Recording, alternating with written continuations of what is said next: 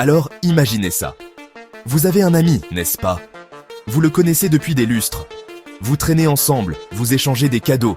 Peut-être que vous l'aidez à déménager un canapé de temps en temps. C'est une amitié solide. Mais un jour, vous levez les yeux, et il ne se contente plus de vous aider à déménager un canapé. Il se porte co-signataire de votre hypothèque, il vous aide à construire une extension à votre maison, et il a carrément aménagé une chambre d'amis à son nom. C'est un peu ce qui se passe entre les États-Unis et le Maroc en ce moment. On est passé d'un « Salut, comment ça va ?» à un « Alors, qu'est-ce qu'on fait ce week-end ?» comme relation. Et laissez-moi vous dire, les plans pour le week-end deviennent assez sérieux. On parle d'une avalanche d'accords qui se multiplie plus vite que des lapins au printemps. Soudain, il est question de Media Group, Military Exercises, Shared Military Bases, Natural Gas Facilities, Moroccan Tea being served. Stock, Distribute, Equally. Exercices militaires massifs, bases partagées, énormes contrats pour le gaz naturel, investissements stratégiques qui affluent comme le thé à la menthe marocain lors d'une réunion de famille. C'est une offensive tous azimuts. Ce n'est plus une simple poignée de main diplomatique occasionnelle. Cela ressemble au début d'un partenariat stratégique majeur. Une véritable montée en puissance géopolitique pour le Maroc. Et cela vous fait vous demander, avec tout ce qui se passe, quel est le but final? Vers quoi tout cela mène-t-il? Ce qui nous amène à la grande question clignotante en néon qui plane sur tout cela. Alors que la France ressemble un peu à l'ex-partenaire éconduit et que la Chine observe de l'autre côté de la rue avec des jumelles, 2025 pourrait-elle être l'année où tout devient officiel? Assistons-nous à la naissance d'un axe Rabat-Washington, un nouveau couple puissant prêt à bousculer les anciennes dynamiques en Afrique et en Méditerranée? Est-ce l'équivalent géopolitique de changer votre statut relationnel en « c'est compliqué » avec le monde entier? Entrons dans le vif du sujet. Très bien, parlons du côté militaire des choses, car c'est là que l'amitié devient vraiment intime. Je veux dire, aussi intime que de partager votre mot de passe Netflix. Chaque année, les États-Unis et le Maroc organisent ce petit rassemblement, appelé African Lion. Sauf que ce n'est pas si petit. Cette année, on parle de 8000 soldats de 20 pays différents qui s'entraînent sous le soleil marocain. Ce n'est pas un exercice d'entraînement, c'est un festival de musique pour les gens qui aiment vraiment le camouflage. C'est le plus grand exercice militaire américain en Afrique. Et le Maroc n'est pas seulement l'hôte, c'est la scène principale, la tête d'affiche. Il ne s'agit pas seulement de s'entraîner, c'est un message. C'est comme organiser un feu d'artifice massif dans votre jardin pour faire savoir à tout le quartier que vous avez des amis puissants. Et ce n'est pas un événement ponctuel, une aventure estivale. Oh non, les États-Unis et le Maroc ont mis la bague au doigt. Ils ont renouvelé leur accord de coopération en matière de défense jusqu'en 2030. C'est un engagement à long terme. En termes de relations, c'est passé de la phase « on verra où ça nous mène » directement à la planification de votre 10e anniversaire. Cette feuille de route couvre tout, du partage de renseignements à la formation conjointe et à la modernisation des équipements. C'est un plan détaillé pour s'assurer que les deux armées peuvent pratiquement finir les phrases l'une de l'autre. Mais, vous savez, avec des chars et des avions de chasse. C'est une intégration profonde et systématique de leur capacité de défense. Alors, où tout cela se passe-t-il? Eh bien, les États-Unis ont des options immobilières de premier choix. On parle d'accès à des bases marocaines clés. Considérez-les comme des salons VIP pour l'armée américaine. Vous avez la base de Tantan, parfaitement positionnée près de l'Atlantique et du Sahara. Vous avez Agadir, un grand hub naval, et Ben Guerir, une base aérienne qui peut accueillir certains des plus grands avions américains. Ce ne sont pas de simples points sur une carte, ce sont des ancres stratégiques. Elles donnent aux États-Unis une rampe de lancement pour des opérations en Afrique, une tour de guet sur l'Atlantique et un point d'appui stable dans une région de plus en plus turbulente. Pour le Maroc, c'est la garantie de sécurité ultime. Maintenant, une alliance solide ne se construit pas seulement sur les armes et les soldats. Il faut de la puissance. Littéralement, il faut de l'énergie pour alimenter le tout. Et c'est là que les États-Unis interviennent, non seulement en tant qu'amis, mais en tant que propriétaire de la station-service qui vous offre une réduction. Le Maroc a de grandes ambitions énergétiques, mais il a aussi une lourde facture d'importation d'énergie. Alors, qui appelez-vous? Entrez Cheniere Energy, un géant américain du gaz naturel liquéfié. Ils sont en discussions approfondies avec Rabat pour approvisionner le Maroc en GNL à long terme. C'est un énorme contrat. Il s'agit d'assurer un approvisionnement énergétique stable pour le Maroc loin des drames et des prix imprévisibles des autres marchés. Pensez-y, en liant sa sécurité énergétique aux États-Unis, le Maroc fait un choix stratégique. C'est comme choisir votre fournisseur d'accès à Internet. Vous pourriez opter pour l'entreprise locale qui a un service irrégulier, ou vous pourriez signer un contrat à long terme avec le grand acteur international fiable. Pour le Maroc, il ne s'agit pas seulement de maintenir les lumières allumées, il s'agit d'un alignement géopolitique. Cela réduit la dépendance vis-à-vis du gaz algérien, par exemple, ce qui, soyons honnêtes, est une relation qui a plus de drame qu'une émission de télé-réalité. Cet accord sur le GNL est une pièce fondamentale du puzzle, garantissant que le moteur de croissance industrielle et économique du Maroc a du carburant américain dans le réservoir. Mais il ne s'agit pas seulement des combustibles fossiles à l'ancienne. Les États-Unis se tournent également vers l'avenir, et l'avenir, mes amis, est vert. Le Maroc se positionne pour être un leader mondial de l'hydrogène vert, grâce à son soleil et à son vent abondant. Et devinez qui frappe à la porte avec une mallette pleine d'argent et de technologie ? Les investisseurs et les entreprises américaines. Les États-Unis participent activement au financement et au développement de ces projets massifs d'hydrogène vert. Ce n'est pas seulement un investissement, c'est un vote de confiance.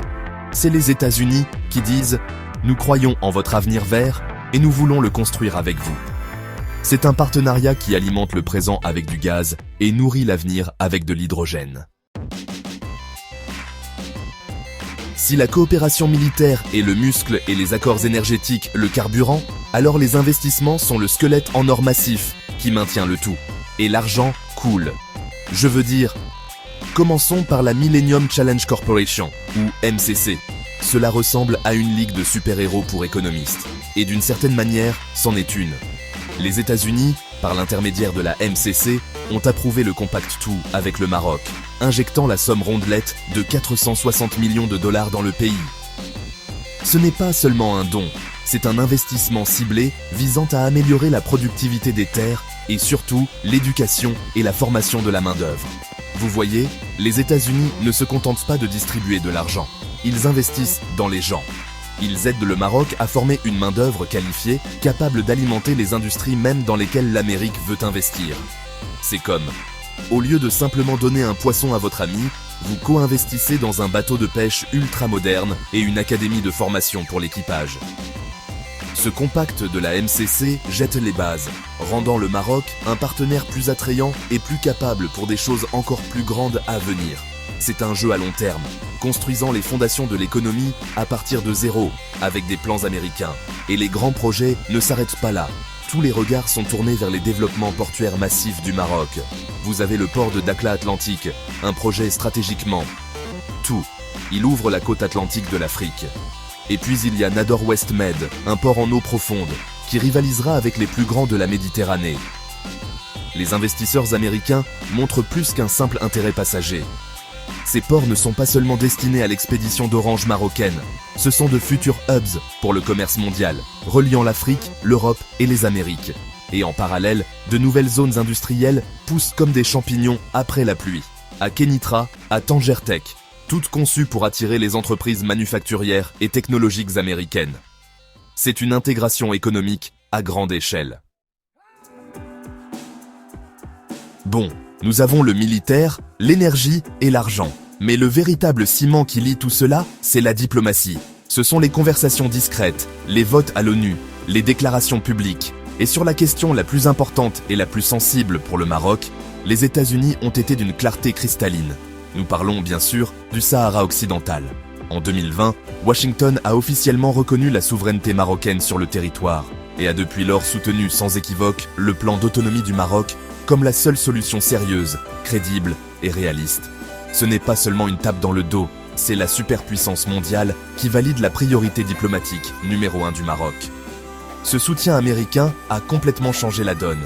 Il a encouragé d'autres pays à suivre le mouvement, ouvrant des consulats à Laayoune et Dakhla et déplaçant l'élan diplomatique fermement en faveur de Rabat. Pour le Maroc, c'est le prix ultime. Il apporte une légitimité et une sécurité internationale à une position qu'il défend depuis des décennies. Pour les États-Unis, cela leur vaut un allié incroyablement loyal et reconnaissant dans une région critique. C'est un coup de maître diplomatique à bénéfice mutuel. Washington obtient un partenaire solide et Rabat obtient le soutien qu'il a toujours désiré sur sa question nationale la plus vitale. Mais cet alignement diplomatique ne concerne pas seulement le Sahara, c'est plus vaste. Les États-Unis considèrent le Maroc comme une pièce maîtresse sur l'échiquier mondial, un contrepoids fiable à l'influence croissante de la Chine et de la Russie en Afrique. Tandis que la Chine construit des infrastructures avec des conditions et que la Russie déploie des mercenaires, les États-Unis construisent un partenariat avec le Maroc basé sur des intérêts partagés et, de plus en plus, des valeurs partagées. Le Maroc, avec sa stabilité, son dynamisme économique et ses vastes connexions politiques et spirituelles à travers l'Afrique de l'Ouest, devient un modèle et une plateforme pour un type d'engagement différent. C'est un bastion de stabilité dans une région volatile, et pour Washington, cela n'a pas de prix. Alors, à quoi tout cela aboutit-il? Où va ce train? Tous les signes indiquent en 2025 comme une année charnière. Il ne s'agit pas d'un événement unique, mais de l'aboutissement de tous ces fils dont nous avons parlé. C'est le moment où tous ces accords séparés, en matière de défense, d'énergie, d'industrie, commencent à fusionner en un axe stratégique cohérent et global. L'objectif pour 2025 semble être de dépasser une série d'accords pour créer un véritable partenariat mondial. C'est comme passer d'une relation exclusive à l'emménagement ensemble et à l'ouverture d'un compte bancaire commun. C'est le niveau supérieur. Sur le plan de la défense, nous envisageons une intégration encore plus poussée. Pensez à davantage d'exercices conjoints, à un partage de renseignements accru et potentiellement même au prépositionnement de plus d'équipements américains sur le sol marocain. Cela fait du Maroc non seulement un hôte pour des exercices, mais un hub stratégique permanent. Dans le domaine de l'énergie, l'objectif est de finaliser ces contrats de GNL à long terme et de lancer de grands projets d'énergie verte soutenus par les Américains. Cela ancrerait le partenariat énergétique pour une génération. Sur le plan industriel, 2025 est la cible pour voir la première vague de grandes entreprises américaines s'installer dans les nouvelles zones de Tanger et Kenitra, attirées par les ports et la main-d'œuvre qualifiée. Cette vision pour 2025 est ambitieuse. Elle implique l'élargissement de l'accord de libre-échange existant, la signature de nouveaux pactes de sécurité couvrant tout, de la cybercriminalité à la lutte contre le terrorisme, et l'établissement d'un dialogue permanent de haut niveau entre Rabat et Washington. Il s'agit de créer un cadre si profond et si large que le partenariat devienne inébranlable, quels que soient les occupants de la Maison-Blanche ou du Palais marocain. L'objectif est clair, cimenter une présence américaine renforcée dans la région, avec le Maroc comme pierre angulaire incontestable, sa principale porte d'entrée vers l'Afrique et son allié le plus fiable sur le flanc sud de l'Europe. 2025 pourrait être l'année où le partenariat devient permanent. Voilà, vous savez tout. C'est une histoire complexe, multicouche et en évolution rapide. La relation entre les États-Unis et le Maroc passe du standard au premium, avec toutes les fonctionnalités supplémentaires incluses, sécurité militaire, indépendance énergétique et une multitude d'investissements économiques. C'est un pivot stratégique pour les deux nations, un mouvement calculé sur le grand échiquier de la politique mondiale. Pour le Maroc, cela offre une voie pour devenir une puissance régionale avec une garantie de sécurité inégalée. Pour les États-Unis, cela fournit un ancrage stable et influent dans une partie du monde d'une importance capitale. C'est une situation gagnant-gagnant, un partenariat qui semble prêt à redéfinir la dynamique de l'Afrique du Nord et au-delà. Mais qu'en pensez-vous? Cette alliance est-elle réelle? Un changement de donne qui défiera les anciennes puissances comme la France et tiendra à distance des rivaux comme la Chine et la Russie? Ou est-ce un pari risqué, liant trop étroitement le Maroc aux caprices d'une seule superpuissance? Est-ce l'aube d'une nouvelle ère pour l'influence marocaine? Ou y a-t-il des coups cachés à cette amitié très étroite? Les implications sont énormes, non seulement pour les deux pays, mais pour tout le continent et pour l'équilibre des pouvoirs en Méditerranée. L'histoire est encore en train de s'écrire, et le prochain chapitre est juste au coin de la rue. Et en parlant de chapitre, le dossier militaire est un monde à part entière. Les bases, l'équipement, le partage de renseignements, c'est profond et fascinant. Si vous voulez que nous fassions un épisode spécial approfondi, une enquête complète sur les rouages militaires de cette alliance, les bases stratégiques, les accords secrets, tout cela, faites-le nous savoir. Il suffit de commenter USA ci-dessous. Si nous voyons suffisamment de demandes, nous nous préparerons et vous livrerons ce rapport spécial. N'oubliez pas d'aimer, de vous abonner et d'activer la cloche de notification pour ne rien manquer de la suite. Merci d'avoir regardé.